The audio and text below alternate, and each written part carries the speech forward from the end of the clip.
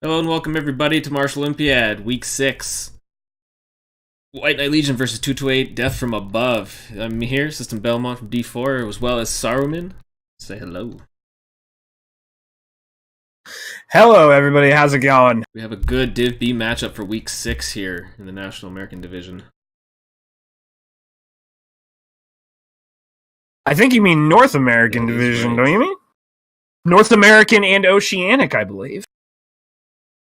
Cannot leave out those Aussies, that's for sure. Yes, you are perfectly correct, Belmont. This is going to be an amazing match right now. Two teams going toe-to-toe at it. I honestly can't wait to see what's going to happen. WKL, whose stock has been falling, and 228 Death from Above, whose stock has been rising. Early on in the season, basically what happened was that White Knight Legion was kind of leading the division with a great tour de force, if you'd say so. They managed to have an extremely convincing win over 42 The Answer, who's definitely not doing good right now. They have yet to get a single win in the division, and White Knight Legion is also managed to have a very convincing win as well.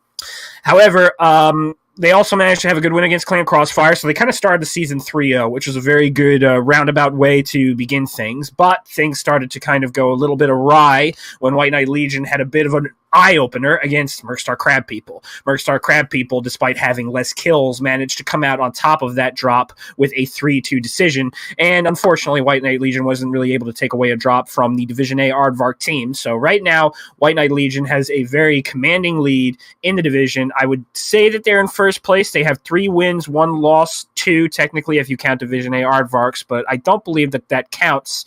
But this could be the match. 228 IBR Death from Above is perfectly poised to unseat White Knight Legion. 228 Death from Above had a little bit of a rough opening in the beginning. They had a good win against 42 The Answer, but then again, I'm pretty sure everybody's had a good win against 42 The Answer. Sorry about that, guys, but facts are facts. However, they had a rough beginning, lost to Potato Killers.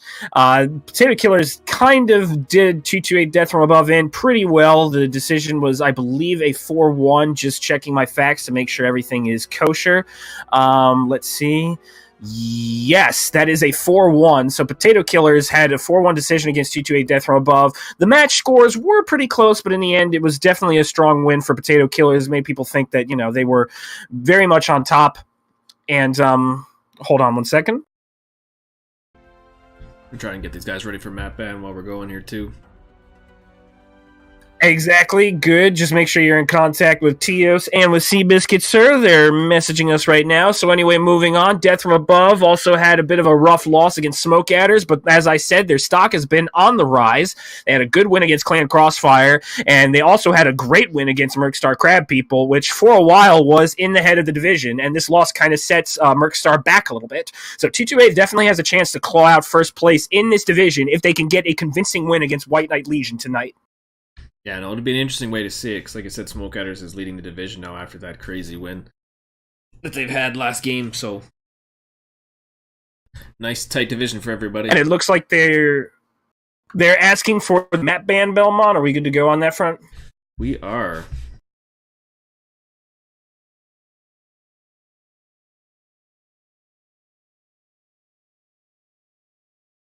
Yep. Yeah, I know. You're on the ball.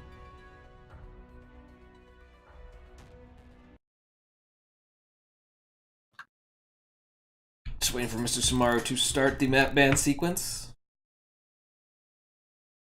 as they have to pick between Alpine Peaks, River City, Rubalidosis, Terra Therma, and Viridian Bog. And we will not be having fun in the city tonight, as River City's first one taken. Which is interesting, because River City has been a pretty prominent A map.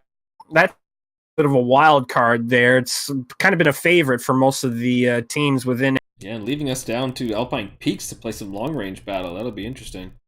No Terra Therma, no Oasis. Another NA favorite. So another cold map. Cold maps always have been more favored in NA division, simply because, it feels like you're able to kind of have more DPS. The matches are able to be more action-packed, especially on the trades, because you don't really have to siphon off your heat too much. You don't have to go into that conservative trade mode, slow your roll on your pushes or anything like that. And it allows for kind of a bit more of an active style of gameplay, whereas when you play on Rubelite a little bit, it's hotter, so that way you have to slow your trades down a bit. Heat management is a much bigger issue. So I'm pretty sure that people like Alpine Peaks for that reason, because heat management is kind of thrown out the window a little bit. The only way you're really going to overheat your mech is if you just, keep pressing your click, hold down your left click button or whatever button you use to fire. I know that in the old days of Credit, some guy used his scroll wheel to fire his weapons. That was produced extremely interesting results sometime. Yeah, it was fun.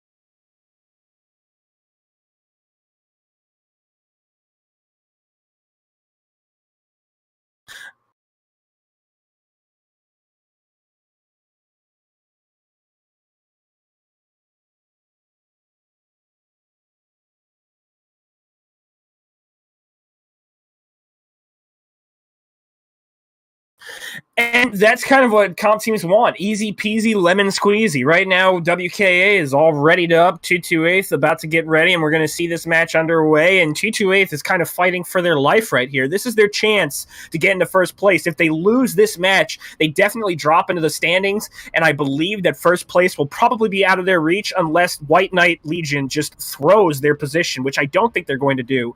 They have a very strong team. They have very strong pilots. Wolverine, a comp veteran that's played for many top-level teams. He was on Osiris for a while, played and did very well there as one of their spot-heavy and assault pilots. Draven Darkshadow's been playing with a lot of top-tier players too. Teos as well, another guy who's played with a lot of top-level players. John McFuzzy plays for Majestic 12, which was kind of always a middling A to B team, and Mr. Samaru as well, another guy who's been around for a while. His White Knight Legions and BFM actually won the division last season, with, of course, a little help from Bowser. That can't be ignored.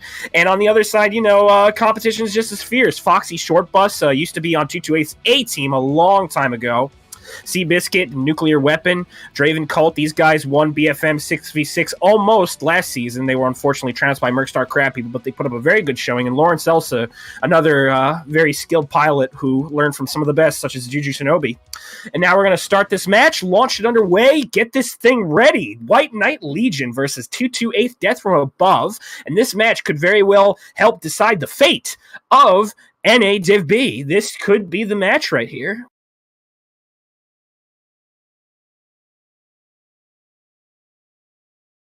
Yeah, I mean, I'm not expecting Mike Tyson versus Joe Frazier, but still, definitely something to keep an eye.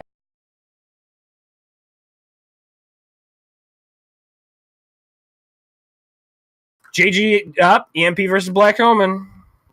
Got to watch you on that, man. We gotta be careful of Krasnopesky. We don't want to do any disrespect to his team. It is true. I enjoy Black Omen.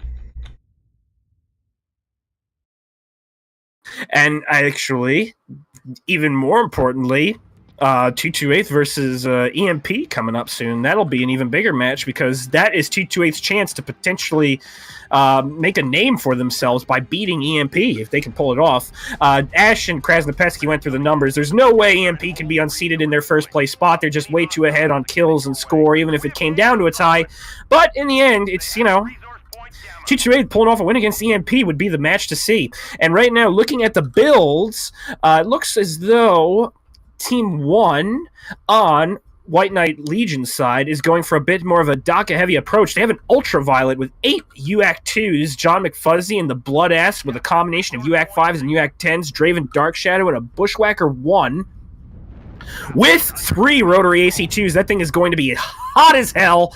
Cannot wait to see that thing go truly in action. Night Gear Prime by Scout Derek, also with some DACA as well. And it looks like that we're seeing some DACA trades pour out as well from 228's side. They're bringing Broadass and Madcat Mark II Bs all outfitted with DACA. So it looks like it's going to be DACA push versus DACA push with some lasers thrown in. Tios and his Vulcan 5T kind of acting as the makeshift light, patrolling that mountainside up top. However, 228 is having none of it. They're going right for the throat of White Knight Legions, pushing straight through the water, not making any reservations about cover. Nuclear Weapon, a top-level player. He played for Lords once upon a time.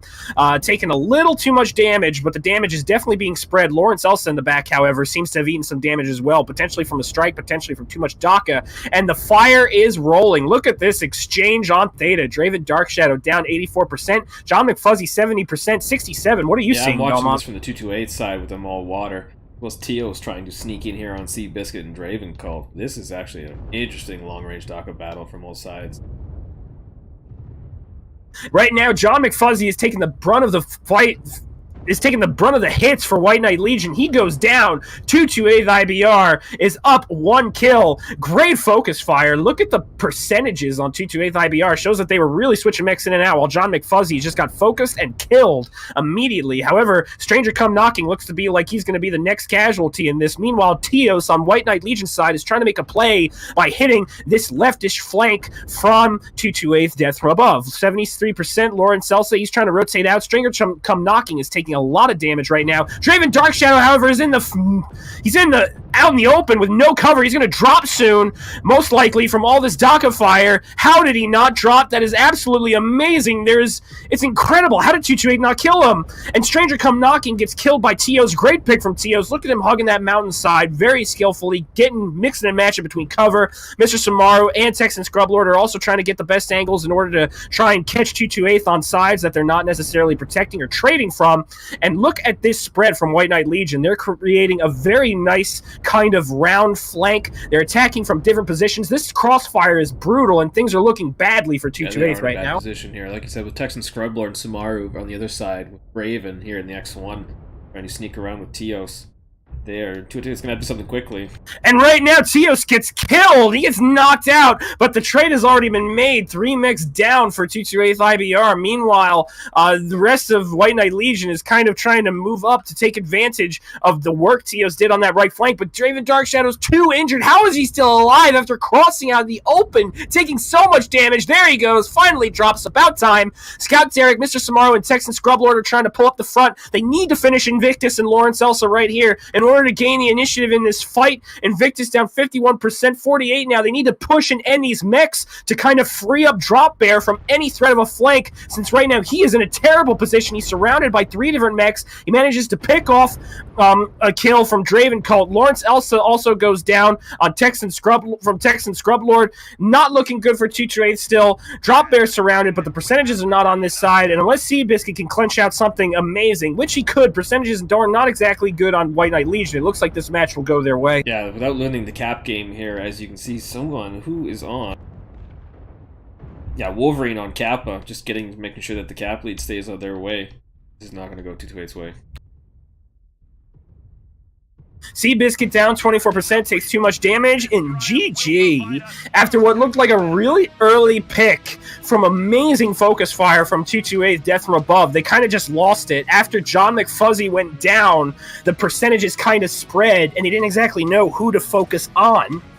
Looking at damage numbers, Mr. Samaru, Scout Derek definitely pulling in the high numbers. Texan Scrublord, oh my goodness as well.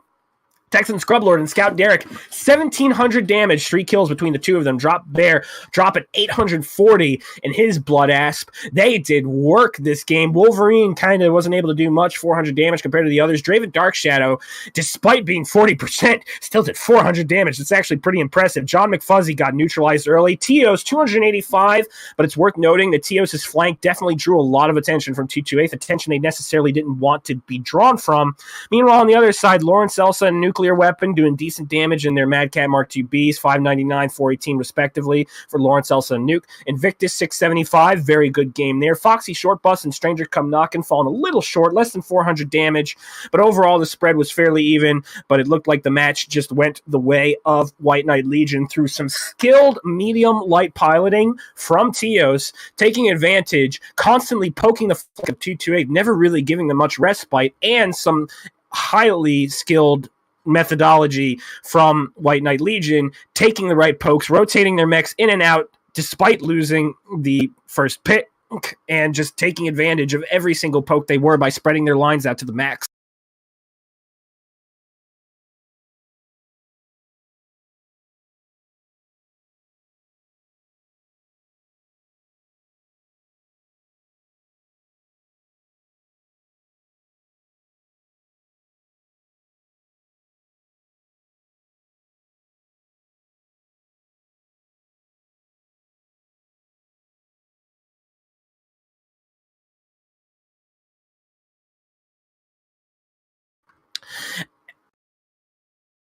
It was extremely solid movement from WKA's part. They kind of got down a mech a little early, which is not something what you wanted. 228 had a very good firing line set up, and they were extremely focused. But once White Knight Legion realized that they kind of had to fan out, they took advantage of that, and they attacked from different angles. And that's where you saw the crossfire set up and just kind of neutralize the firing line for 228. They had to spread their fire too much. Once John McFuzzy went down and that first pick was gotten, it felt like that's exactly what happened. And then you have Tios in the back line hugging the rock formation, just drawing aggro from his team over to the other side, which is not what they wanted, since there really wasn't much of a heavy presence from where Tios was poking. Very good awareness on his part. They weren't really able to do much. Now, as I said, focus was obviously on point, and Seabiscuit was also doing a good job spotting targets as well. Foxy Short Bus, Lawrence, Elsa, they were really laying down the damage, mainly Stranger Come Knockin', though, who was another high damage person for this game. But it comes down to the fact that in the end, the focus fire was lost. Their lines weren't as spread. They got bunched up in the end, and it cost them the match. Yeah, definitely did.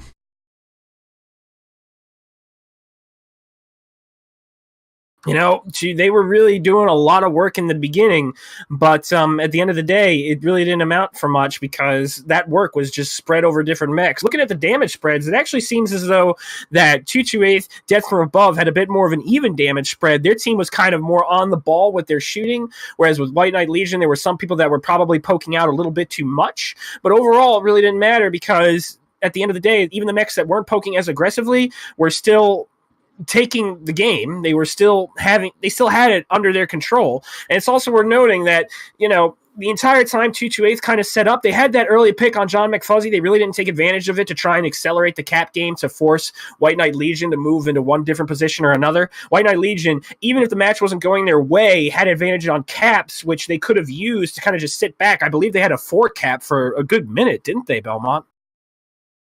Yeah, I'm trying to... Nothing shows me in the replay, but at one point, yeah, they did have a decent cap lead.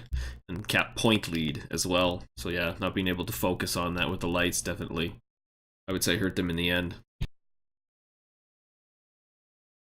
Okay, so now, making sure that everything is set up, Belmont, tell me, everything looked good? Domination, Grim Plexus, North America? Yes.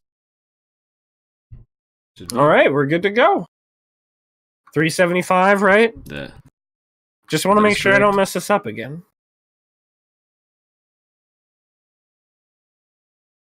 I did.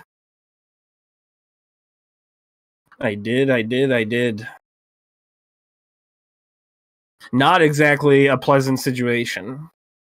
Especially since, you know, it was a very important match and it could have put the match in doubt, but it didn't. In the end, everyone kind of had everything resolved, which is exactly what you want to see. I was blaming me, so yeah, I was doing enough blaming myself for everyone. Okay, here we go in the match. Dropships are coming in. Mr. Samaro is saying Ave. I don't know what that means. It's definitely not Italian because I am Italian. It's Av because he's not down the street. Okay, so he's right down the street. Where is that street, Toaster, on Grim Plexus? What is it, Alpha Ave? Is that where he's at? near the Alpha generator. Maybe Bravo Street. That's right, but you can't toast me because I'm System Belmont, so... I like that. All right, let's go to these builds now. Bauer, 6 medium pulse lasers in the Wolfhound, standard build, obviously nothing special there. And then looking at other mechs, Draven Dark Shadow bringing AC2s from his Jaeger mech, double Ds. Let's hope that Draven Dark Shadow does not do double D damage in this game. Looks like Lister Samaro's bringing in a Nova. John McFuzzy bringing a 5 UAC 2 Sun Spider, bringing a little bit of extra weight there, which is very interesting. 5 medium pulse lasers on the Vulcan 5T. That is not the mech I wanted to click into. I wanted to see what Teos is bringing. 6 UAC 2s on the Jade Kite. So White Knight Legion is doing this pretty interestingly. They're kind of bringing a top-heavy deck with Jaeger mechs and Jade Kite kind of anchoring a little bit of a lighter setup. Meanwhile, 228 is bringing a little bit more balance in their deck. They got 2 linebacker primes with medium pulse lasers, Seabiscuit and a Commando 1D, linebacker C from Invictus, which also has medium pulse lasers, except he's got some machine guns thrown in there too for a little extra DPS. Piranhas and Commandos also, and Pickle Dex taking a little page from Mercstar, 6 medium pulse laser. Crab, what do you see going on the battlefield, just Belmont? watching White Knight Legion take that wide split grouping here, 4 guys in the city, or minus Texas Scrub Lord, sorry, and then 4 on the other side of the buildings across them. This should be an interesting map usage here. But interestingly enough, these lights are not trading in a position where they could necessarily shoot on the circle, and yeah, like they're just kind of, looks like they're starting to bull over right now. Seabiscuit, the linebackers are all starting to push. Invictus, Pickle Dex moving up in the Crab. Drop Bear is really, he could be in a lot of pain right now if 228 just kind of pulls over. The push kind of stalled for a little bit because they saw the DACA from Draven Dark Shadow. Teos get dropped, but the push begins. I repeat, the push begins. Drop Bear is the focus target. 61% in his Wolfhound. He's tanking like crazy to try and get out, and he gets neutralized immediately. Great focus from 228. Not good position for White Knight Legion, but once again, story of the second match here in the story of the first match here in the second. Focus fire seems to be lost. Stranger come knocking, gets legged. It looks like 228 is trying to chase Texan Scrub Lord and Brower a little bit, but they're losing the focus again. Teos finishes. Stranger come knocking. Mr. Samaro makes a terrible drop right in the middle of 228's mechs. Currently trying to run. He's legged and he's probably going to die soon. And right now, Draven and Texan are trying to focus on 2 different mechs. 228 once again regain their composure. I guess learning their lesson from the first drop. Lawrence Elva drops Mr. Samaro. Easy kill. A legged Locust is a sad Locust. Draven Dark Shadow about to be focused as well. His Jaeger mech does not have the DPS to try and stop this light rush, and the rest of White Knight Legion's team is just splintered all over the place. You got Brower and Texan Scrub Lord wasting their DPS on the Commando that loves getting shot at, and you got the rest of their team kind of just sacrificing the Jaeger mech, and right now Teos is trying to fade back into his team, but it's just not working. Brower, John McFuzzy, and Texan Scrub Lord are trying to help him, and the percentages are just not on White Knight Legion's side. They kind of let the Jaeger mech get sacrificed for nothing, and it looks like this game is going to go to 228 IBR. Very good rush on their side. An interesting idea what they had, what White Knight Legion wanted to do, and I don't actually mind what they did, but like you said, with 228 making that fast, hard push, there's not a lot that those mechs could do. Trying to shoot from that range, you had to be pinpoint every shot. Well, it seemed like at the beginning it was working a little bit because the push kind of stalled, and that's exactly what you want when it comes to a DACA deck, but at the end of the day, it didn't stall enough. The Wolfhound was out of position. The Locust got legged, unfortunately. Samaro got legged a little early. I believe it was Drop Bear that got caught a little early. It seemed like that White Knight Legion's mechs were just a little too close to the hill in order to utilize the range necessary to maximize their DPS against the push to kind of stymie it in order to stop it. They had a lot of mechs just way too close to the ledge, and they unfortunately got a little picked. Like I said, the Wolfhound exited the match a little early. The Locust made an unfortunate dive into the team, and then you had other mechs, Brower and Texan Scrub Lord, I believe. No, yeah, Brower and Texan Scrub Lord, I think. They were a little separated, fighting in that center position where the domination circle used to be on this match, and it just did not end well, and it kind of shows a little here. Mr. Samaro only doing 150. Drop Bear, unfortunately, only doing 21 damage in his Wolfhound. Meanwhile, the damage spreads for the rest of the team are a little more even. Teos pulling an almost 700 damage game in the Jade Kite. Very good job. John McFuzzy, respectable 435. Texan Scrub Lord 426 in his Vulcan, trying to bring the game back. But Crash Burn, Brower, they focused the lights too long. They focused on the Commando too long, and that's kind of exactly what the team wanted. Draven Colt was the one they were trying to finish, evidenced by his low damage, but that's fine. The Commando did his job and tanked. Meanwhile, you look at the linebackers, they did pretty decent. Stranger come knocking, got focused a little early, down 64 damage. Giggity Goo, 258, but Invictus almost 500 in his. And then you have Seabiscuit, which was focusing heavy targets, 429. The Crabs did almost 400 damage each. Like, just a very solid game for 228.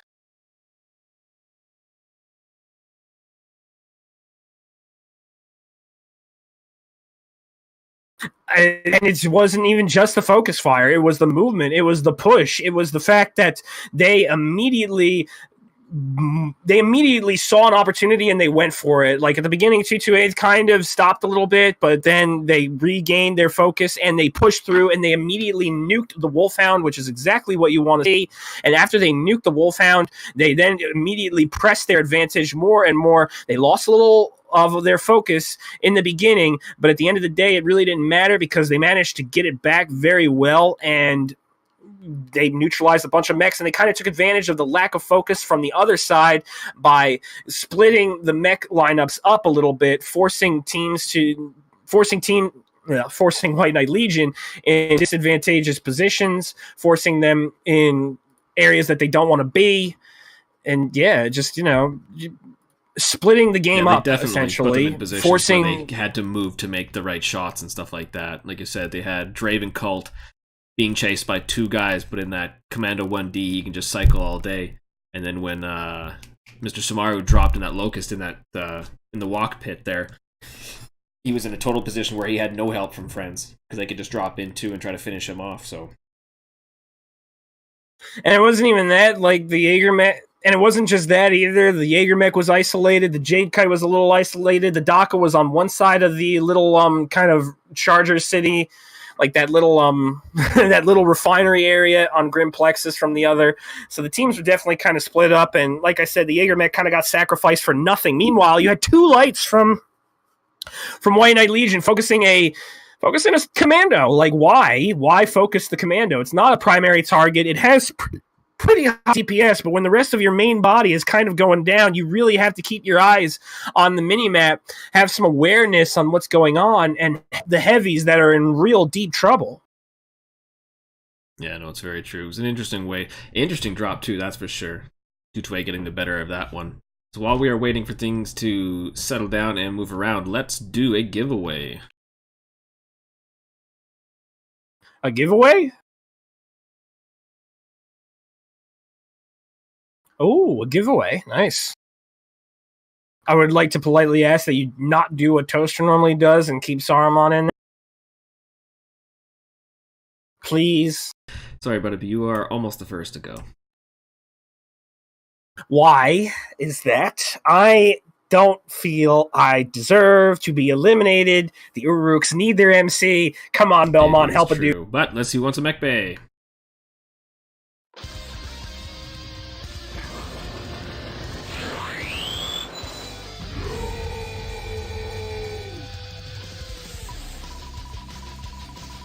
I'll never get sick of this Mega Man music, ever. It's probably the best part of that tool. That and leaving Saruman in there. That and leaving Saruman in there to get mech bays and MC. Mr. Saruman just missing it, but Chicken in Beer, my friend with the 2Ks. Holler at me, System Belmont in Twitch chat. By holler, I mean private message. Because if I gotta search for you, I'm just handing it over to the next homeless person, basically. And homeless people don't need it. Or you could yell at him in chat. Pinging him could also work. 5 minutes from now. I sometimes search after, but I don't like to. All right, they're ready. We're launching drop 3. Right now, it's an even split. White Knight Legion 1, 228. Death from Above 1. Matches are tied. White Knight Legion kind of had a little bit more of an impressive win, I would say, over 228, but the matches were really close. I think it was only decided by like a kill. And we're moving forward into drop 3. This is going to really set the tempo right here. Match is dead even. We got two teams that are evenly tied for skill. Let's see what they each bring. Yeah, it's been a crazy thing to watch 228 Death from Above really go from a team that was like a Div D style team, grab a few new guys, and start moving up in the divs and the ranks, right? especially like they killed themselves trying to push up in the world tournament last year, and now into this like battle for Midway, and then this one doing a well-deserved job. Well, it goes to the fact that Seabiscuit kind of changing the guard, much respect to RJ Base, but it definitely feels like Seabiscuit is doing a much better job with this team than any other leader before him did. They're really starting to push. It seems like they definitely got their stuff together. They're doing scrims, they're doing practices, they're running respectable drop decks, and they're bringing the pain. They have a strategy, and they're utilizing it. And, of course, they also have some pretty good players as well. Lawrence Elsa is good. Seabiscuit himself has evolved into a good player. Foxy Shortbus used to be a Div A player a long time ago. Nuclear Weapon as well makes his presence known on the heavier drops. So they definitely have a little bit of skill. And right now, looking at Team 2, White Knight Legion bringing the Assassin Hit Squad with 2 Javelin A's, a linebacker D, linebacker Prime, and a quick draw IV4. Are those MRMs? Yes, they are. 2 MRM 30 racks. Those things can bring in a world of pain. White Knight Legion's going to be bringing in all the heavy hit and brawl right now. I can't wait to see that stuff underway. White Knight Legion seems to be a pretty strong brawling team, but 228 is a pretty strong receiving team as well. Can't count them out. And it looks like they brought Stormcrows with a combination of lasers and missiles, Vulcans with 5Ts with medium pulse lasers, a Commando 1D, that thing's once again going to be called on to soak damage, and the Crab 27B from Pickle Dex, once again making a little bit of a shout out to the Mercstar Crab people, or he just likes that mech, either or. And it looks like the push may be coming soon. Right now, 228th and White Knight Legion are knocking on the door. Lev is pushing alone a little bit, however. He's getting focused, down 73%. He already gets laid. Not good. Down. Oh, that was not good. Lev pushed by himself into the enemy team and cost White Knight Legion a mech. Oh, and now they're trying to take the game back right now by focusing Foxy Shortbus, and the brawl is on, but the brawl is on with White Knight Legion being down a mech. Disastrous move by Lev. Disastrous mistake by White Knight Legion, but the brawl is still on. Foxy Shortbus dropping down 64%. Yeah, Giggity Goo at 57 as well. Brower dropping 62. And what do you see, Belmont? What are you seeing? Beautiful move by Invictus to try and just get them to think they were over there, and while they put across, like I said, just taking level right away. Drop Bear going down right now. Invictus gets killed by Drop Bear, and what also was seen was that Teos was neutralized by the Commando 1D a little bit by a combination of lights from 228. However, Lawrence Elsa comes back with the kill, kills Mr. Samaro. 228 IBR down only 2 mechs, and it looks like that this match may go to 228 IBR again. Draven Dark Shadow down 38%. He gets neutralized. Stranger Tom knocking Lawrence Elsa, Seabiscuit. They're still very healthy. Crashburn and Brower on the back end. Meanwhile, Chex and Scrub Lord is trying to pull a little bit of range attack from the rear, but right now 228 doesn't care. They just completely ignored him, bum rushed Brower, and got him down. Strex and Scrublord and Crashburn are the only ones left in these more ranged javelins trying to support the main brawl, but they are going to die. Crashburn dying alone, sadly. Texan Scrublord's about to get picked off by Seabiscuit. A push gone wrong. Game 3, set, match. 228 IBR takes this 2-1. Well, that wasn't bad. They left Giggity Goo alive for way too long legged. But he was still in a position where he was still near the fight. He could still put off shots. It was weird to watch, but like I said, you can see that 228 made definitely a strong showing in that drop 3, so. I mean, the focus fire definitely seemed to fall, never seemed to actually be let go from 228. It looks like they kind of looked at drop 1 and said, guys, we need to clean this up, and they have. Mechs that are getting legged are dying. Mechs that are in the front are dying. The push is trying to stay together, and sure, there's a bunch of little fights evolving here and there, but there's only so much you can expect from this drop. And right now, looking at the damage numbers, Lev and his linebacker, 84 damage. Oh no, Lev. Mr. Samaro, 142 in the IV4. That could have been a very big player right there. Teos, Crashburn, the Teos, Draven, and Drop Bear, the Assassin Hit Squad, doing around 250 to 200 damage. Crashburn, the Javelin, 175. Meanwhile, 228 side, Lawrence Elsa, look at him. 450 damage in his Vulcan. Very good job, Lawrence. Seneschal's 364 in his Crow before he drops. The Vulcan squad just doing very well, and Foxy Shortbus doing decently as well in his Storm Crow, 213. But the name of the game is the fact that White Knight Legion was down a mech before the fight even began.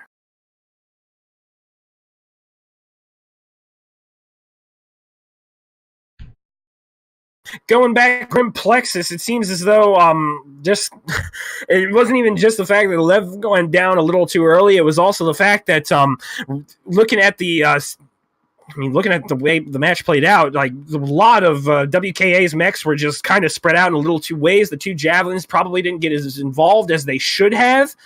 The rest of the team was a little bit more disjointed on WKA. Like looking at their focus fire, you mentioned it before that mechs that White Knight Legion were trying to focus, they just weren't able to go down as quickly as they should have. And once again, heavy hitting mechs that should have done more just did it. Mr. Samaro only doing 142 damage in the quick draw isn't necessarily ideal, but the plays by the Vulcan hit squad, you saw Lawrence, Elsa, Invictus, Stranger Come Knocking, they really worked together as a unit. They were legging mechs, they were killing mechs, they were putting mechs down, and meanwhile the Stormcrows also kind of stayed together the same way. It definitely felt like mechs of a similar feather kind of stuck together, and that might have been what helped 228 kind of get the win on that drop, along with the fact that they started the matchup, one mech just helped them immensely. The push from White Knight Legion turned into a bit of a defensive push because of the fact that it was just disjointed. It just really didn't work in the end. Prime is a very important mech, but also look at the stats from Teos and the Assassin 21, 164 team damage, who was not doing his team any favors in that drop. 52 from Lawrence Elsa and from the Vulcan on their side, but breaking it up to 450 damage, it's still a fine job. It didn't hurt that much.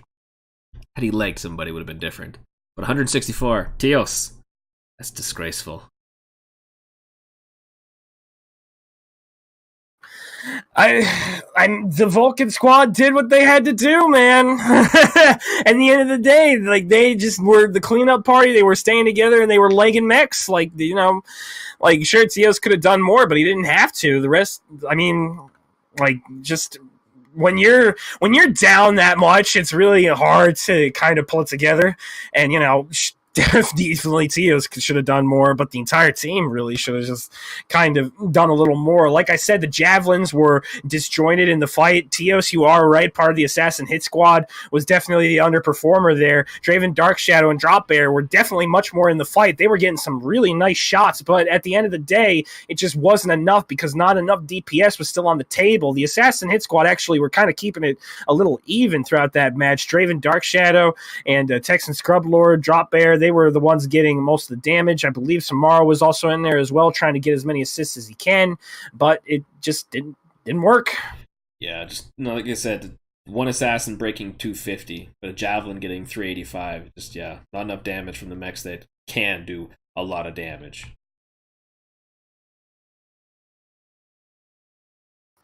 And it doesn't even come down to damage, but it also comes down to presence of the mechs that are involved in the fight. You have, basically is like when you kind of when you're going into a match and you kind of have a mech like a linebacker get lost, it definitely resets the tempo and it forces the team that lost the linebacker to kind of reset their position. And what was supposed to be a heavy brawling team turned out to be a heavy receiving team, and what you saw was a complete reversal of roles. The IV4 was kind of supposed to pump out a little more damage with those MRMs, but it was forcing the fight a little too soon. MRMs, you could kind of poke a little bit more, but at the end of the day, they didn't. And at the same vein, you also had the Assassin hit squad kind of going in away from the javelins. The javelins fights were a little disjointed. We saw in the end Texan Scrublord and Crashburns were the only one left, but they really weren't coordinating their pokes. They were on different sides of the mountain and they were just kind of poking haphazardly. And while it was a hard sell for the javelins to even pull it back in the first place, it's that lack of cohesion that seems to be the theme of White Knight Legion of these last two drops that is kind of hurting their chances to win. They kind of have to pull it back. The match isn't over yet. They could still come away with something in drop 4 and bring it back to a 2-2 resolution. But even still, it's just not looking pretty right now for White Knight Legion. Their focus is a little off. Meanwhile, 228 Death from Above saw drop 1 and they were like, we have to do this. We have to go in and we have to focus immediately And that's exactly what they did. Lev went down at the snap of a finger. Like, that was really great focus fire. The moment that they saw Lev out, they focused him down. You know, Tios, Draven Darkshadow, and Drop Bear, they were harder to focus, but Samaro, the heavier target, went down. Bauer, the heavier target, went down. Like, those heavier targets, they were just dropping like flies, and it speaks to the fact that 228 is learning slowly but surely from their last defeats in order to make this win happen, in order to come out on top in Div B. Well, yeah, like you're saying, focus fire on the right mechs that can do a lot more, not only damage, but people and the mech itself who are dangerous. Taking them out first is the greatest thing you could do in this match. It's also worth noting that Tios did 164 team damage in his assassin, probably an ill-placed strike. That's kind of amazing. Oh my goodness, like, wow. That strike might have hurt his team almost as much as the enemy hurt him. If you add Tios' team damage up to his regular damage, he becomes WKL's MVP. Oh, that's sad. That was probably wrong. I'm pretty sure that strike did not do White Knight Legion any favors. The team damage lead from Soviet Armada. Why? What was Soviet Armada's damage numbers?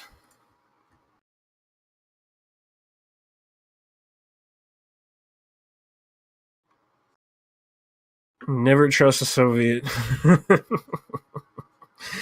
Oh my goodness! Just yeah, that's a.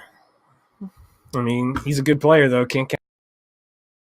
The team damage could be worth it in some circumstances. In some circumstances, if it's all arms and, like, you know, maybe side torsos that don't matter, like shield torsos or whatever.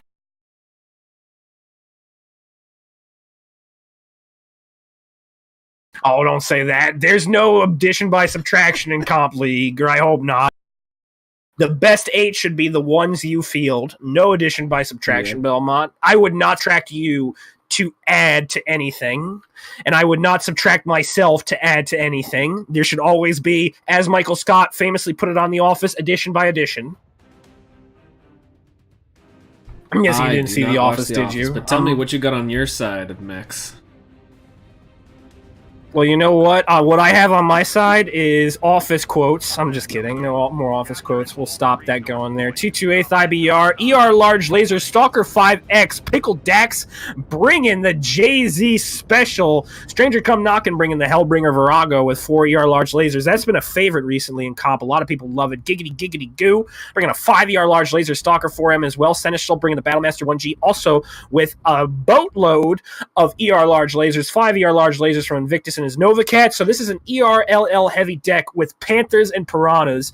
Now, 228, it's very important that they keep that in mind. They have to control the range battle as much as possible with those Panthers. At no point can they be down on percentages with those Panthers, because when it comes to light v light fights, they are not going to be as helpful as, say, a Piranha would.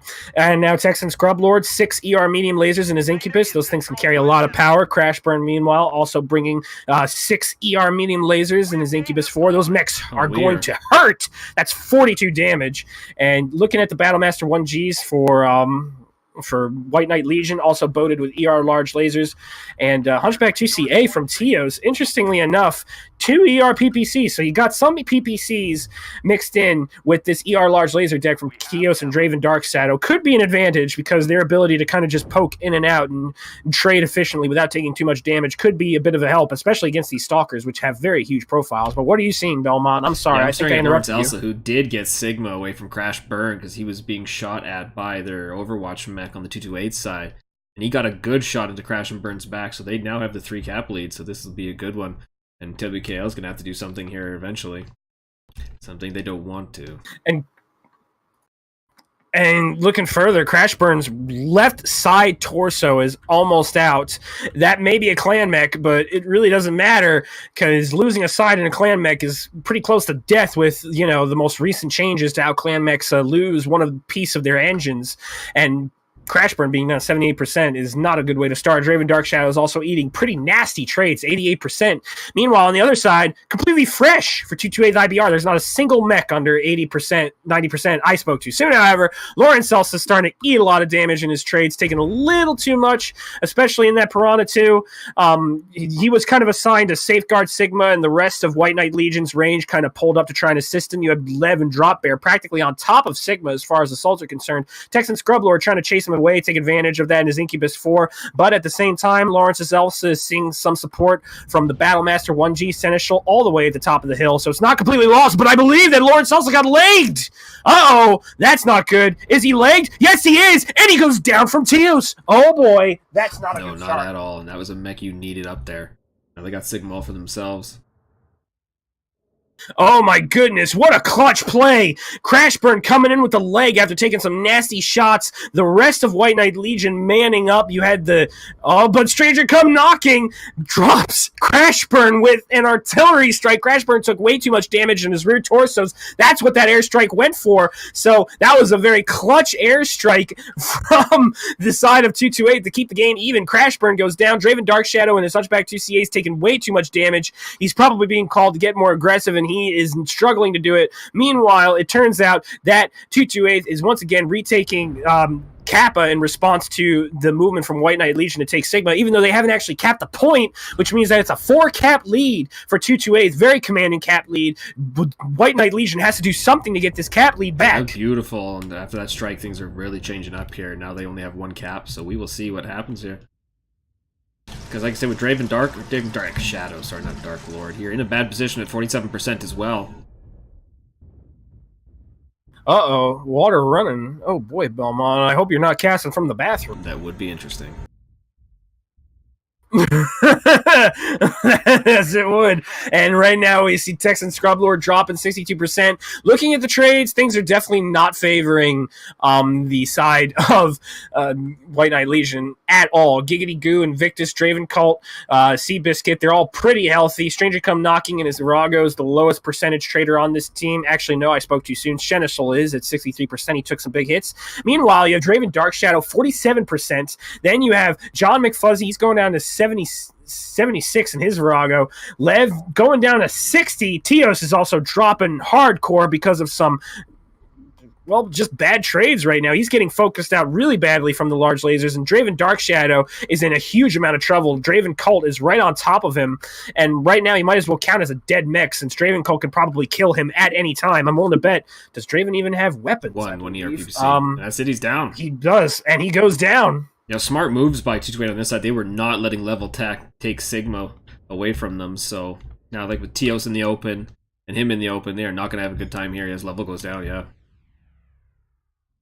Lev gets taken down. That move to try and get aggressive on Sigma cost the Battlemaster, since they really didn't have any cover to utilize to protect themselves. Teos once again trying to crawl on that Theta Hill to put some shots down on the Stalkers, but it's just not working. Beautiful burn from Pickle Dex brings Teos down. Very good shot in the Stalker. Drop Bear's about to drop as well soon. Unfortunately, not the exact kind of dropping he wants to do. He wants to do the dropping on the other side of the team, but it's looking very grim for White Knight Legion, and this could mean that the series will go to 228. Seabiscuit knocks Texan Scrublord down. These mechs are really starting to drop, and like I said, White Knight Legion does not look like they're going to take this game. 228 has a very commanding cap lead. They have a commanding trading league, and I think it's safe to say that this is 228's game. Strike right on Mr. Samaro too. I think 3 of those strikes hit him in some form or another. So yeah, down 45%, and now there's not a single mech from White Knight Legion that's over 45%. Soon it'll be over 40. Draven Dark Shadow gets dropped down. Draven Dark Shadow is getting dropped down immensely. All these mechs are in the red. They pretty much have no guns, and this series is going to 228. Very, very, very strong trading. It looked like White Knight Legion had a chance to do something when they made a play against Lawrence Elsa on Sigma, the legging happening, but then The return fire with a beautiful strike from 228 kind of set things backward and kind of mitigated the pick from White Knight Legion, and just the fact that the trades coming in were so much better, and that's evidenced in the damage numbers. For White Knight Legion, the only Battle Master over 200 damage was Mr. Samaro at 357. That's telling. Yeah, that hurt them a lot. You can see some of those numbers are just awful in general. John McFuzzy and Tios try to do the most work as they can. Hunchback 2CA 504, Hellbringer Virago 478, but it just didn't come to pass. And even though Lawrence Elsa died, he still did some damage. But look at the damage spread between the Stalkers. Giggity Goo and Pickle Decks. Very clean. Very clean damage spread, 473, 426 between them. Seneschal 406, Invictus 535. Once again, leading the pack. Invictus looking like 228's strongest player right now. He was the leaders for drops 1. I believe he led and damaged very highly for drop 2. And look at him carrying the standard for 228 and drop 4, doing an amazing job. And Seabiscuits and the other lights just doing their role as they have to. Just fulfilling the roles they have to. They had Pickle Dax and Giggity Goo set up staggered in those stalkers, but I think it actually worked out really well for them, giving them a little bit different areas to shoot, but still having the same area to be.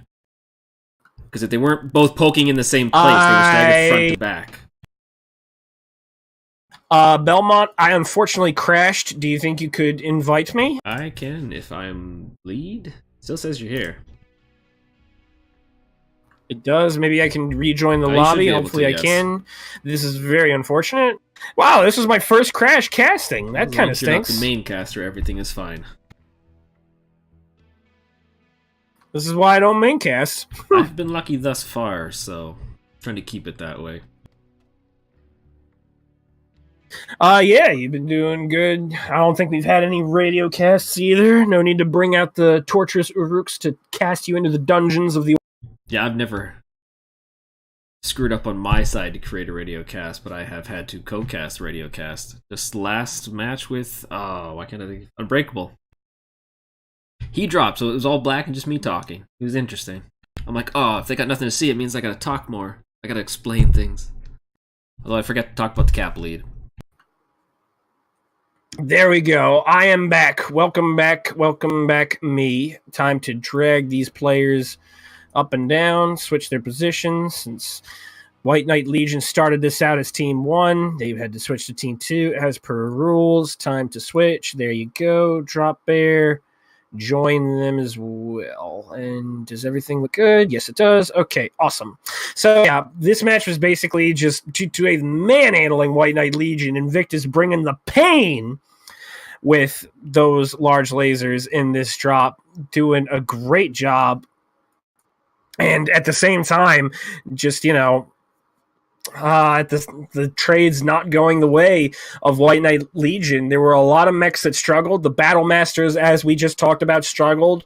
The choice of the Invictus seemed ill-advised. This is kind of something I touched on a little earlier. When you have mechs that try to go for a hybrid role, you kind of lose out on both, since your mech turns into a jack of all trades, master of none. The Invictus doesn't necessarily have enough DPS to fight points against more DPS-heavy lights like the Piranha, who excel more at closer range, and at longer ranges against the Panthers. We saw how they weren't really able to do anything against them either. So it was kind of them just choosing not being able to really choose a direction. And the Battle Masters, like I said, struggled mightily against the Stalkers. Invictus, Pickle Dax bringing the pain hardcore, and the strikes dropped by 228 were just excellent. 228 has always been one of those teams that's been very skilled and tactical in their strikes. It's kind of something that's a little underrated about them. I've listened in on some of their comms for their matches, and they generally chain their strikes, call them out. And it seems like 228 Death from Above is kind of following suit, and it's showing, because these strikes are making maximum impact to the point where they're deciding the match. My thing died, so I have to now put the team name in manually. Uh-oh. That's not good. Don't I'm die, using Belmont! the old MDO control, so it just died on me. No. Womp womp. Oh well, please come back soon before this match begins.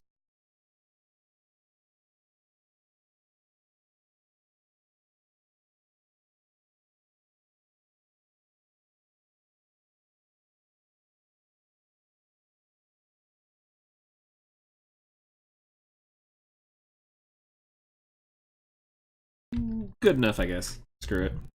It'll save me for now.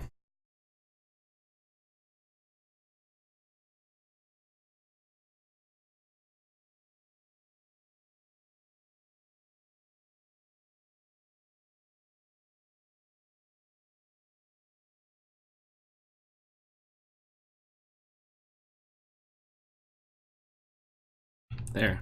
Freaking stupid thing. Well, now it doesn't tell me the kills either. Well, anyway, 228 DFA's 3-1 over White Knight Legion, so... oh, it's giveaway time! Hurrah! Leave Saruman in, yay! That is up to the admins, and they don't like that.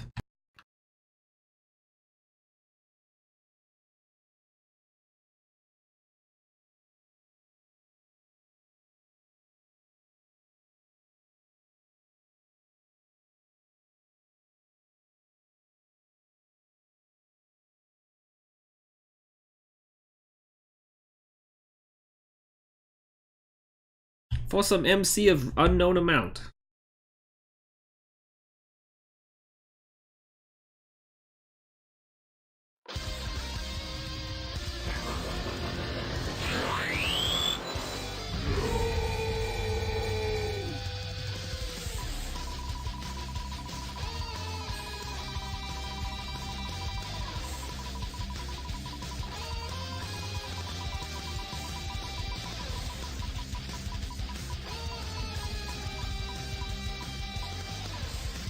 Oh, Mr. Samaro almost getting it again, but it is good try. 30-67. Holler at me, System Belmont, in the Twitch chat, and I'm gonna get you some MC for this sweet MechWarrior Online game. It's a beautiful thing, my friend. Come find me. Whisper my name in my ear, nice and sexy like. I'll get you the things.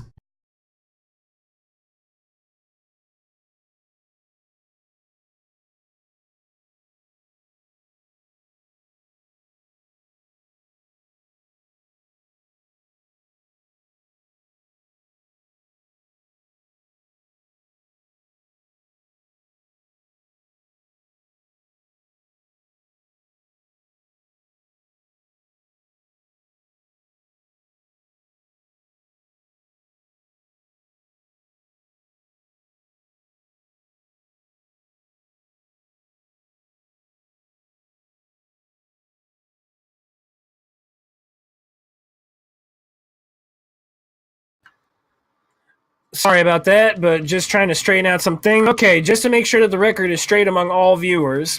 One thing that's kind of missed in the transition of the boards is that Division A Aardvarks doesn't count as a team.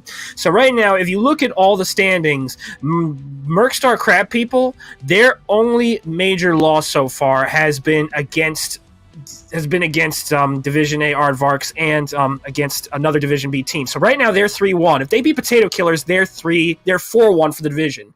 White Knight Legion has officially lost this, so they're 3-2. Meanwhile, 228 IBR Death from Above have yet to play their Division A Aardvarks, so they're 3-2. So right now 228 Death from Above has a hard time getting to first, but at the same time, they've hurt White Knight Legion's chances of getting first place. Their chances have greatly diminished because of the fact that basically Mercstar Crab People have a chance to be 4-1, rise atop White Knight Legion, and also rise atop other teams like Smoke Adders through this win. Basically, Smoke Adders, they're going to be staying 3-1 for a while, so they're tied with Mercstar for the top. But that could very well change since Smoke Adders can lose to Cran Crossfire, since Cran Crossfire has kind of taken a drop away from, I believe. Actually, no, Clan Crossfire is going to have a match ahead of them. But yeah, basically, the point to take away from this is that White Knight Legion is losing their grip on the first place of the division because this game will set them down to 3-2. Meanwhile, you have Smoke Adders, who are 3-2 at the moment. They could very well easily be 4-2. And then you have Mercstar, which could end their week with 4-1 if they beat Potato Killers. So that'll put them up front. Ooh, and almost interesting builds coming now from the 228 side.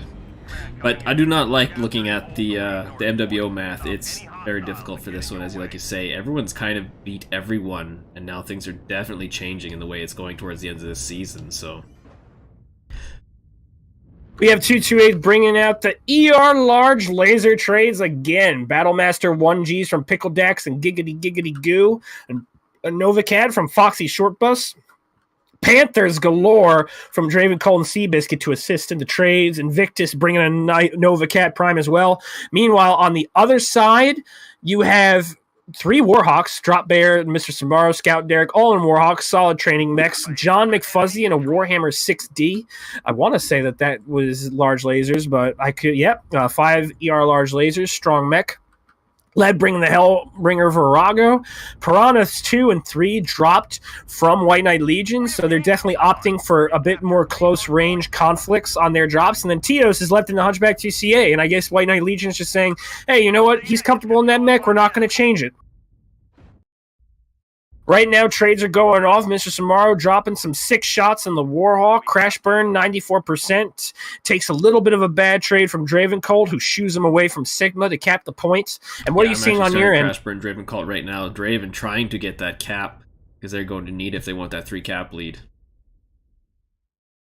And I mean, Crash burn just leaving it alone when he had the Overwatch from Drop Bear in them. He shouldn't have left that one alone. Kind of silly for them to do that, but hopefully I got a good idea. Ooh, strike being dropped on Dravencold. Oh, and that's it! Dravencolt, Drop Bear drops Dravencolt. Very well-placed strike, and that puts White Knight Legion ahead in this match. 1 mech down, and it was unfortunately a sacrifice play to try and get Sigma back in the favor of 228. They have Sigma, but they did lose one of their prize Piranhas, and that means that right now there is no close-range potential at all. If the Piranhas see an opportunity, they can run roughshod all over the Panthers and all over the heavier mechs belonging to 228 without much worry. Pickle Dax taking some shots as well, down 94%. The trades are coming in. Foxy Shortbus is getting a little manhandled over here, trading a little disjointedly from the rest of his team. The rest of the heavier mechs from White Knight Legion are putting down the pain. John McFuzzy putting down some ER large lasers with assistance from Lev. And it's just looking like now that the match is swinging towards White Knight Legion's way. But they need to get a cap in order to take advantage of this kill advantage. The Piranhas need to get a little more involved, I feel, in order to take Sigma and Kappa, and they need to make a play happen. And we have Texan Scrublord in his Piranha, too. It looks like he's going to try and unseat the ranged element coming from the back.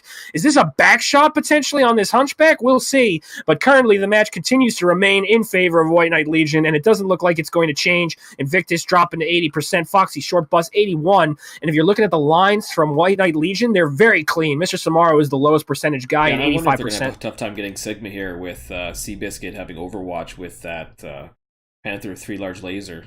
Well, Texas Rebel are trying to make a push on Lawrence Elsa. Uh-oh, is this a back shot that we've been waiting for? Lawrence Elsa sees him, however, in the Virago. Makes you wonder what Texan Scrublord hit. He could have potentially went after the Hunchback. I know that mech is a one-shot kill right there, but I guess the Virago is a more impactful mech. Making mincemeat right now. Texan Scrublord all over, and Seneschal's just missing the shots necessary to bring this Piranha to heel to stop this brutal slaughter of Lawrence Elsa. However, Texan Scrublord finally took a bad shot. Look at him using Lawrence Elsa as his own personal meat shield, but he goes down. Nice attempt. Bad protection from the Virago, down 60%. He took a lot of damage. Piranha probably could have been shoot off a lot quicker with a bit more accurate shots, but it doesn't matter. Texan Scrublord goes down. Game's even. A little bit too aggressive play, but really White Knight Legion needs to empty all the bullets in this match. They need to start pushing these caps, and they need to make some moves against 228 in order to force them out of their hole and in order to get this match going in their favor. Yeah, it was an interesting move that could have went better, like you said, had he just almost had a little bit more accuracy. I just don't know if he was being that close to 2 mix. With Invictus with Overwatch 2, it's stressful, that's for sure. But well, would have been interesting if he went after the Hunchback 2CA, because even with back armor, all the laser damage from that Piranha 2 could have potentially killed the Hunchback in 1 to 2 shots, especially since the Hunchback's rear center torso is very wide open. But in the end, it might not even matter. Lawrence Elsa getting brutalized in his Virago by repeated PPC barrages, not looking good on the trades right now. Foxy Shortbus also down 72%, Invictus down 65%. In trying to deal with the Piranha, he took a little extra damage from the trades. The Warhawks are dropping the pain right now, 61%. Foxy Short Bus down 72. The mechs trading on that topmost hill on 228's side are just taking a lot of damage, and meanwhile the mechs lower on Pickle Dax and Lawrence Elsa's side are just getting struck to oblivion. And right now it looks like White Knight Legion is kind of copying their success from drop 1. They're kind of forming a nice arc of fire to get a crossfire going, and it looks like it's working since 228 is soundly losing these trades right now. Yeah, now that they have the cap lead, it's almost a good move for them to push in Harsh and get Sigma here, what they're trying to do. This cap lead does feel like it needs to be a bit more commanding, though.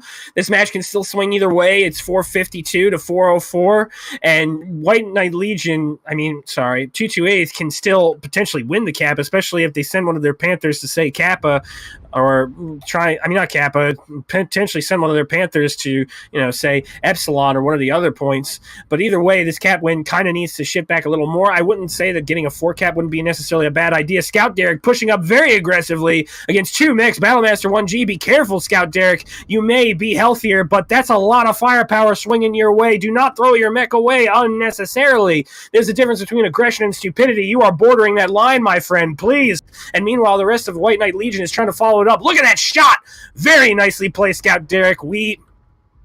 Excellent aggression. Didn't have the most amount of faith, since that was a lot of aggressive movement, taking fire from 3 different mechs at one time, but still very well done. Meanwhile, Tios is unfortunately getting focused out very badly. He doesn't really seem to have much cover. He's kind of just walking between these little deflays that don't even cover the fullness of his hunchback, and 228 is trying to take advantage while Tios is trying to get more aggressive. He's pushing up very close to 228's line. I don't necessarily understand the logic for this, but perhaps it's because White Knight Legion needs a bit of a sleight of hand trick to cover the rest of their push, which is happening right now.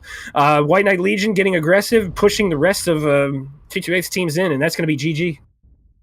Yeah, with these hurt mechs, it won't be long before they finish them off 6-3. It's not looking good for 228 here. Not with cap lead either, so good try.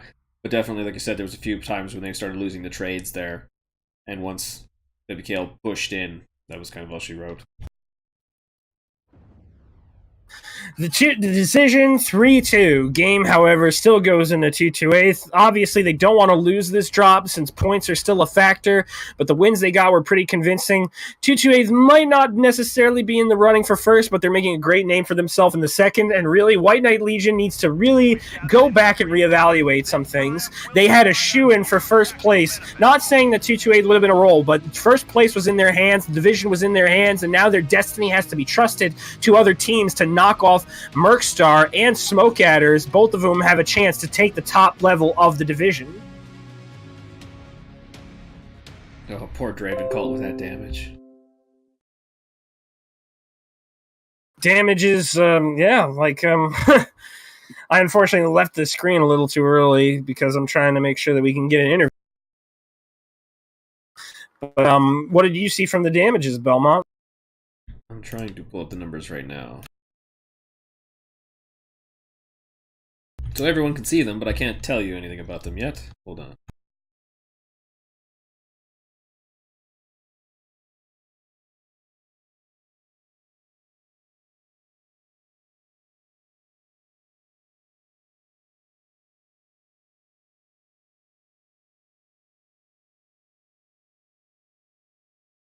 All right, looking at the damage numbers, John McFuzzy and his Warhammer 6D 561, and then you had the Warhawks, Scout Derek and Drop Bear doing 477 and 459. Great showing. Scout Derek got way too aggressive at certain times, but you know what? In the end, it worked. Mr. Samaro trailing the rest of his Warhawk brethren with 267.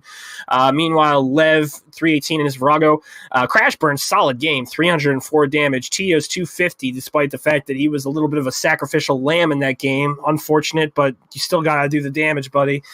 Texan Scrubbler in his Piranha 2, also trying to pump out damage, 180, but he had a hard sell as well, trying to cover the cap. But in the end, White Knight Legion did get the win with John McFuzzy's and Scout Derek's highly aggressive play on that Theta Hill. And then meanwhile, on the other side, Invictus once again leading the way with his team, 416 damage, 2 kills. Seneschal, 407 damage in his Hunchback 2CA. Giggity Goo, 356. Lawrence Elsa, 344 in his Virago. Draven Colt pulling a panic button right here, 12 damage. Poor Draven Colt. He's going to be memed on for quite a bit.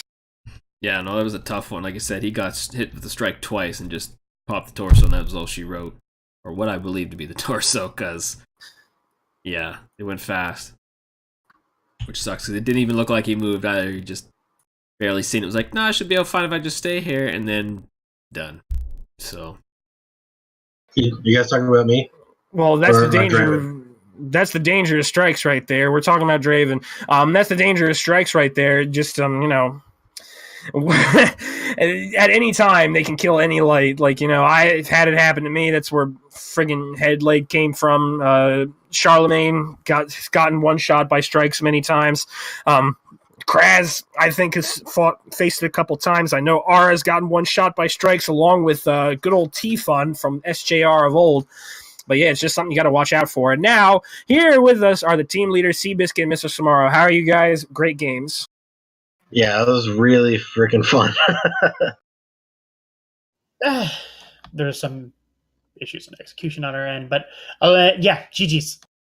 All right, so going to drop one. Seabiscuit, what would you say was the biggest reason that caused you guys to lose that match? From our end, it looked like it might have been target focused. You focused down John McFuzzy very quickly and brought him down, but then after that, the rest of your shots were kind of not in sync, and it seemed like you were getting baited a little bit from the medium on the other side, which I believe was piloted by Tios. But what was happening on your...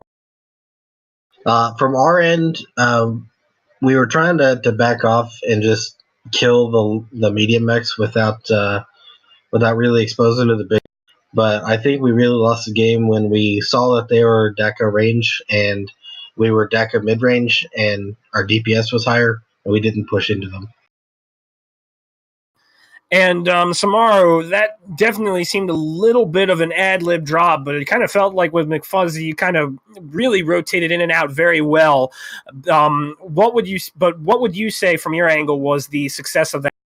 The original goal of that one is to like layered mid long style DACA, with led by the Blood Asps, and to tank a bit more damage for the Night Gears and the Dire Whale, and the Annihilator to draw a lot of attention as well. So what was happening is exactly what I wanted to have happen. Unfortunately, drop two, I'm willing to guess that is not what you wanted to have happen. It kind of felt like that your mechs were split, but what was the idea behind the Jaeger mech getting split up? What was also going on with the lights? That drop felt really disjointed. Could you just give us a rundown on what the plan was and what went... Okay, so I was going to be in the little tiny bug, go to Domination Circle, hold it, see where they're going, because it was either going to be Hamburger Hill or Gas Station, depending on how much time we had to reach one. And for the viewers, could you just specify what's Hamburger Hill and Gas Station? Gas Station is that little pile of buildings down low, like to the left of the... There's not a left. Let me pull up. Map strats!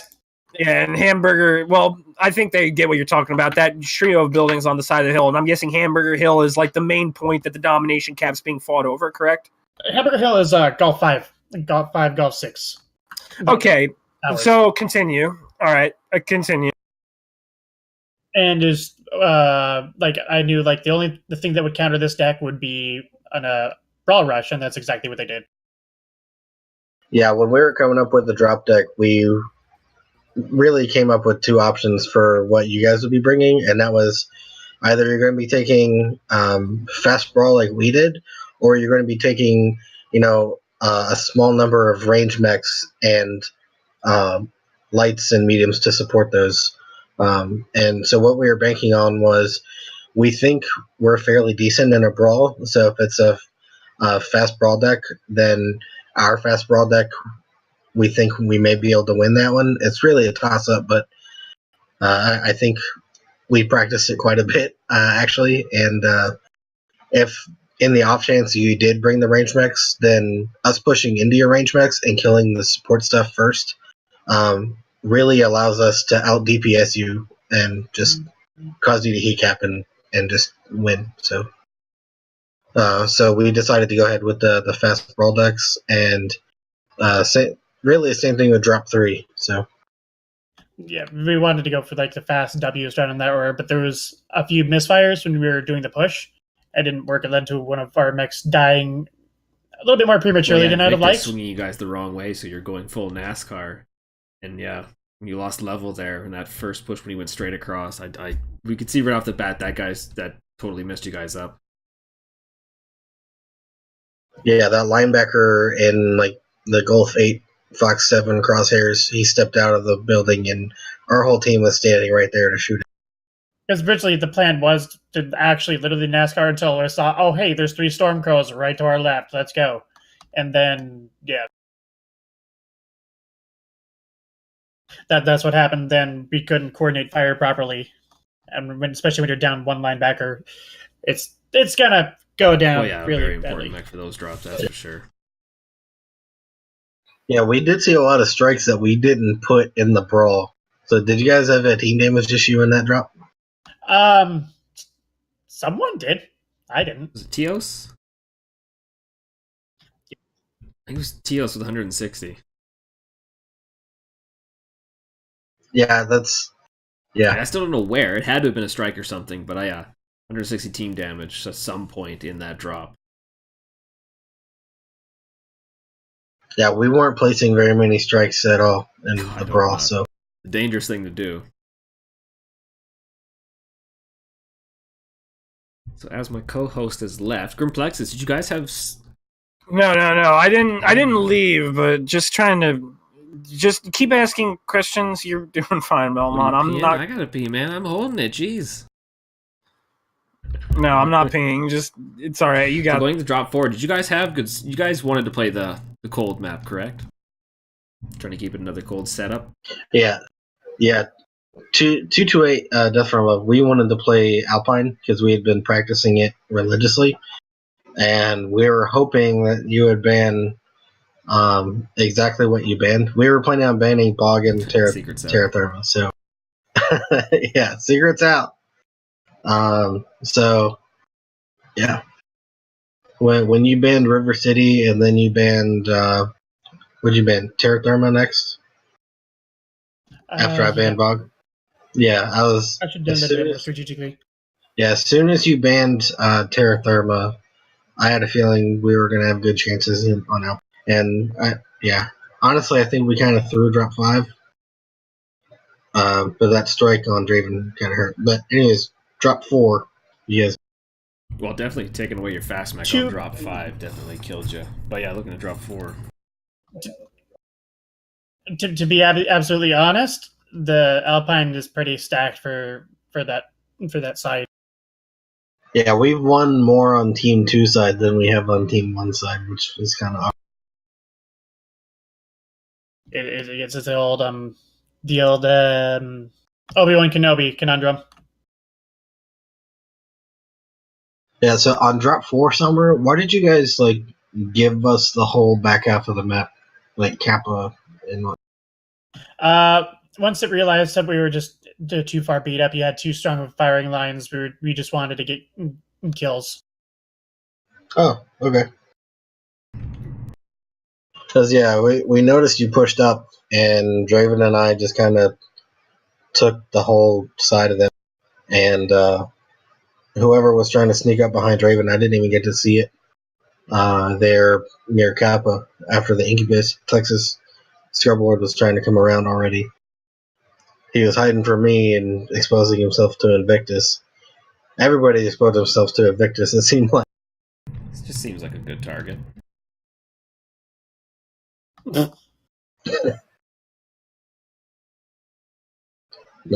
That, and you guys stood on Sigma, and we held it for 3 minutes while you stood on it.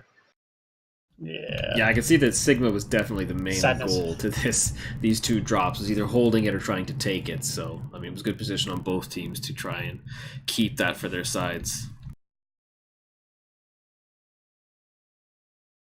Yeah, but so drop 4 was kind of textbook how we drew it up, and then drop 5, when the Nova Cats fell and Draven died, and I feel like I got shot in the back from the front. Oh yeah, that happens a lot. Yeah, I didn't see you die, but I know where you were getting shot from. Yeah, so I was facing Sigma and then fell over dead from a rear shot while your whole team was in the direction of Sigma. So I don't know. I think we kind of lost that when Scrub Lord showed up in their backside, Because that's exactly where Draven was supposed to be after he took Sigma.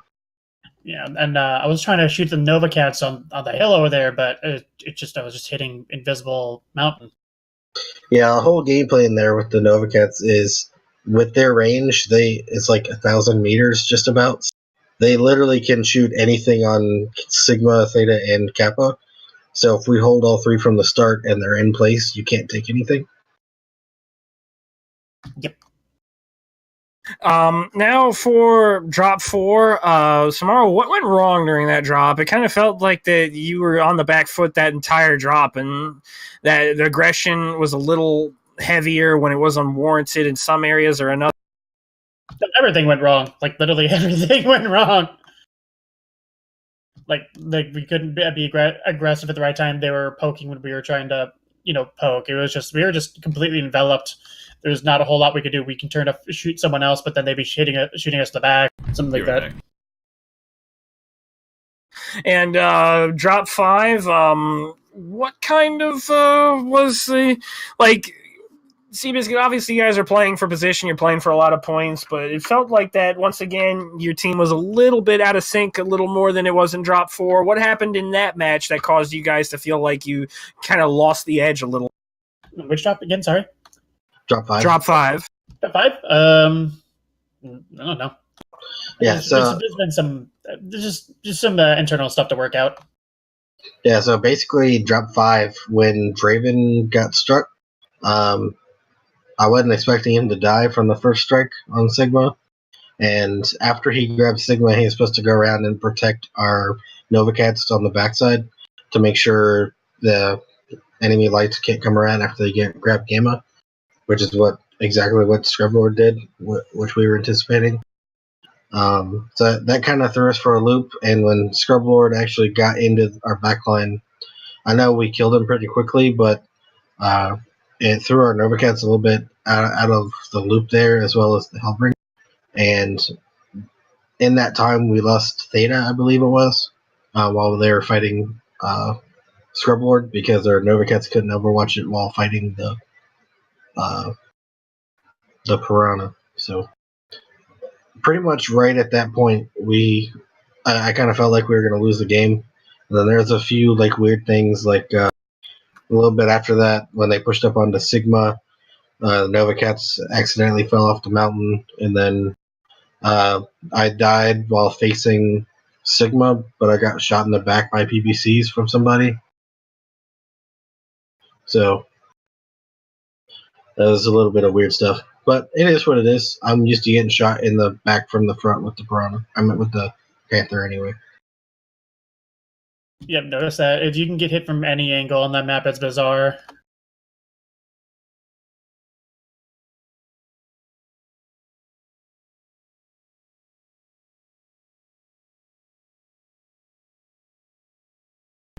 So is that basically it?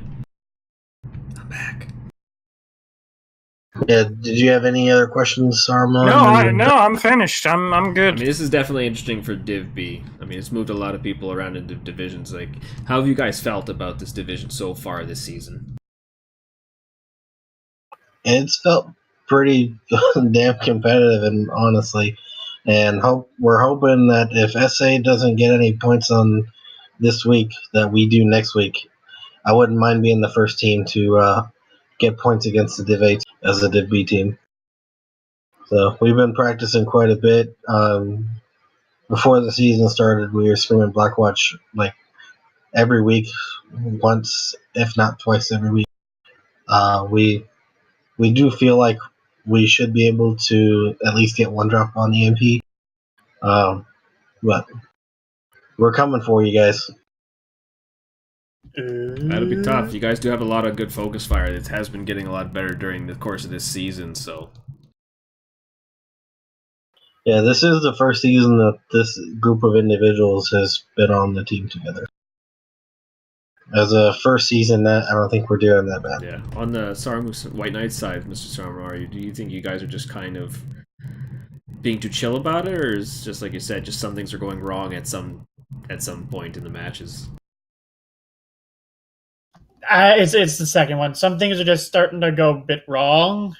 and we have people from all sorts of different time zones, so I can't just be like, "Hey, yo, practice now," because it's also really difficult to schedule matches on days when we can actually get as many people as we can to play. Yeah, no, definitely. I can see it that way. I mean, like you said, you got the two guys from Majestic 12 who are great players, but yeah, trying to coordinate some practice times didn't get easy at all. So